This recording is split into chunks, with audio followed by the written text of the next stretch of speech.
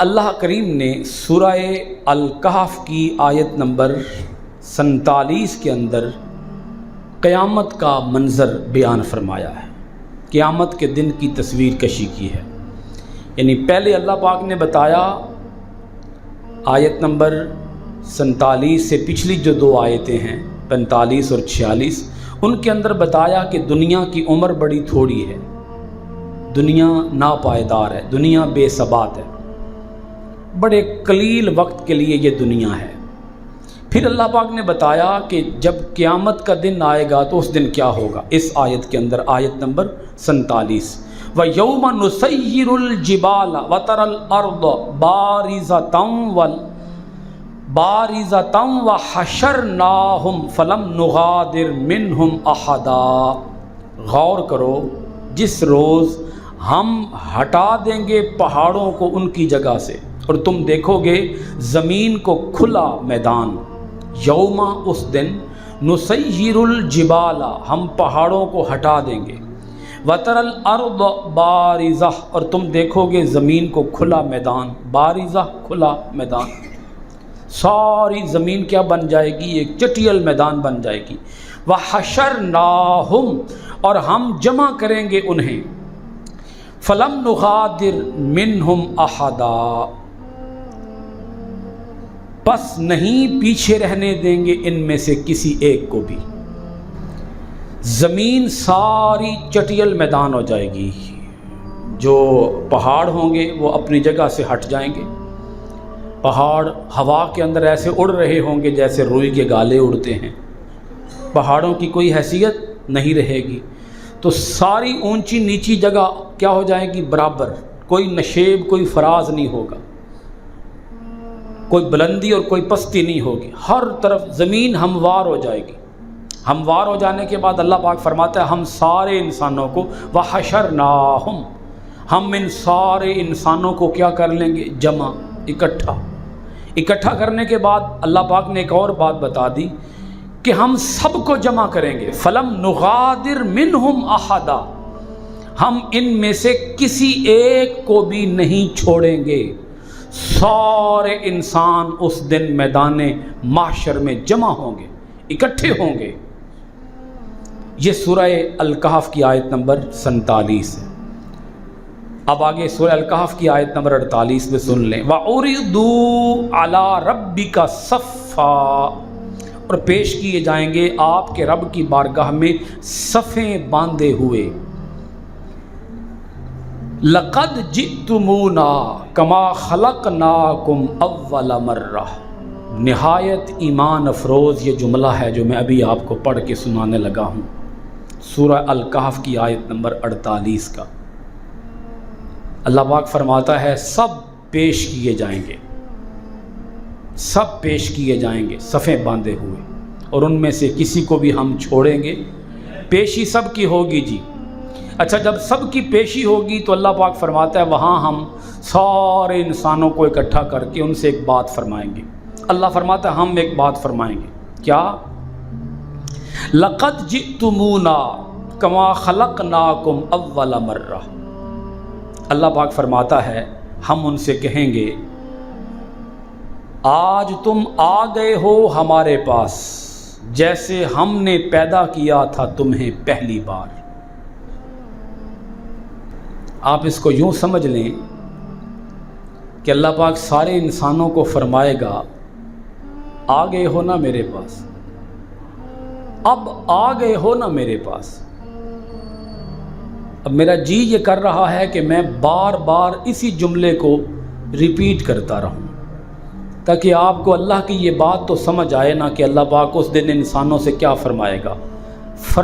گا، لیکن بتا پہلے دیا ہے جئتمونا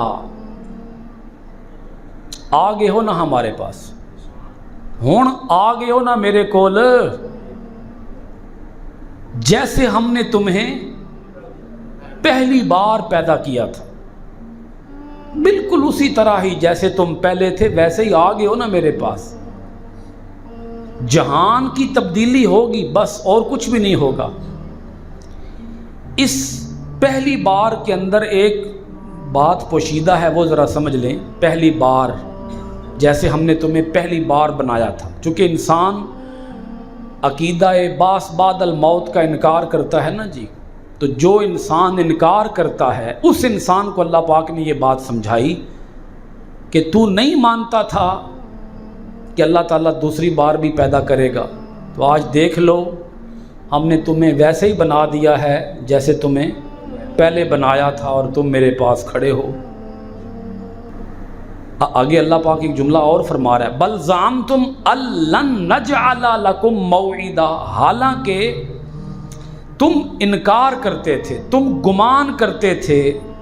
تم یہ خیال کیے ہوئے تھے ان نجعل لکم موعدا، کہ ہم نہیں مقرر کریں گے تمہارے لیے وعدے کا وقت، یعنی ہم تم سے کوئی ملاقات نہیں کریں گے، تمہاری ہماری کوئی ملاقات نہیں ہوگی۔ اس ملاقات کا تم انکار کرتے تھے، تم کہتے تھے کوئی ملاقات نہیں ہونی، آ گئے ہو نا میرے پاس۔ تم تو کہتے تھے نا کوئی ملاقات، آ گئے ہو نا میرے پاس۔ اب اس کا ایک اور انداز میں اس کو سمجھ لیں کہ سارے انسان اللہ کے روبرو پیش ہوں گے۔ پہلے تھوڑا سا یہ تصور تو کریں کہ جب سارے انسان اللہ تعالیٰ کے روبرو پیش ہوں گے، جمع ہوں گے، اکٹھے ہوں گے سارے انسان، اور جب رب فرمائے گا آگے ہونا میرے پاس، کیا منظر ہوگا اس وقت۔ اس سے پہلے بھی اللہ پاک نے ایک دفعہ سارے انسانوں کو اکٹھا کیا تھا، روحوں کو، ساری روحوں کو اکٹھا کیا تھا، عالم ارواح کے اندر ساری روحوں کو اکٹھا کر کے ان سے فرمایا تھا الست بربکم، یہ تمام روحوں سے اللہ کا خطاب تھا، کیا میں تمہارا رب نہیں ہوں؟ قالوا بلا، سب روحوں نے کہا ہاں مولا تو ہمارا رب ہے۔ یہ بات اللہ پاک نے پوچھی، ساری روحوں سے پوچھی، پھر روحوں کو اپنے اپنے وقت مقررہ پر اس جہان کے اندر بھیجا، پھر قیامت بپا کی، اور قیامت کے بعد اب جب سارے اللہ کے روبرو پیش ہیں، اکٹھے ہیں،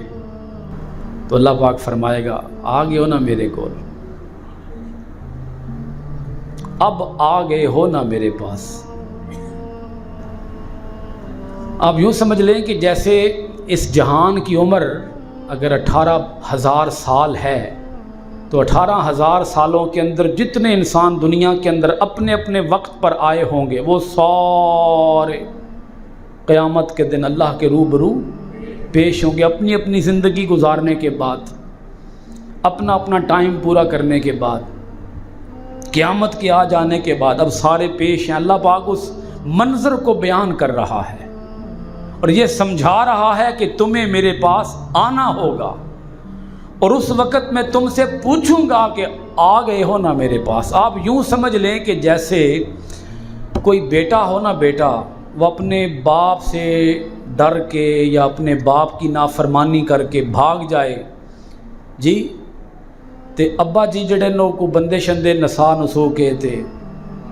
پھڑ لین اس نو، بچے نو تے پھڑ کے لے آن ابا جی دے کول، تے ابا جی پھر کہن پتر ہون سنا خاں تو کتھے نس کے جانا ہے، آنا تے تو میرے کول ہی سی نا، آ گیا نا ہن میرے کول۔ اللہ اکبر، اب وہ رب ہے، رب العالمین ہے، وہ ساری انسانیت کو پیدا کرنے والا ہے، وہ ساری انسانیت کو پیدا کر کے دنیا میں بھیج کے پھر ہر ایک کو موت کے مرحلے سے گزار کے پھر دوبارہ زندہ کر کے اب اپنے سامنے کھڑا کر کے پوچھ رہا ہے اب آ گئے ہو نا میرے پاس، تم نے جانا کہاں تھا بھاگ کے؟ انا للہ و انا الیہ راجعون، ہم سب اللہ کے لیے اور ہم نے اسی کے حضور پیش ہونا ہے، اسی کے حضور لوٹنا ہے۔ یہ وہ بات ہے، اگر انسان کو سمجھ آ جائے تو میں یہ سمجھتا ہوں کہ انسان کی کایا پلٹ جاتی ہے۔ یہ قرآن مجید کے اندر عقیدہ ایک بار نہیں کئی بار بیان کیا گیا ہے، آخرت کا عقیدہ، قیامت کا عقیدہ، اللہ کے حضور پیشی کا عقیدہ، اللہ سے ملاقات کا عقیدہ، یہ بار بار اسی لیے بیان کیا گیا، انسان کو یہ بات یاد دلائی گئی ہے کہ تو نے اللہ کے حضور پیش ہونا ہے، تو نے اپنے رب کے سامنے کھڑے ہونا ہے۔ اب اس کو سمجھ لو، جن کو یہ بات سمجھ آ گئی ہے وہ اللہ کے ولی بن گئے، اللہ کے دوست بن گئے کہ ہم نے اللہ کے حضور پیش ہونا ہے۔ آخرت کو جو لوگ آباد کرتے ہیں انہیں آخرت کی طرف جاتے ہوئے بولیے کوئی ڈر، بلکہ وہ خوش ہوتے ہیں کہ ہم اس طرف جا رہے ہیں جس طرف کو ہم نے آباد کیا ہوا ہے۔ بھئی انسان کہاں جانا پسند کرتا ہے؟ جہاں اپنا ٹائم دیا ہو، جہاں انسان نے محنت کی ہو، جہاں اپنی جمع پونجی جمع کر کے رکھی ہو، وہاں جانا انسان پسند کرتا ہے۔ کیا خیال ہے آپ کا؟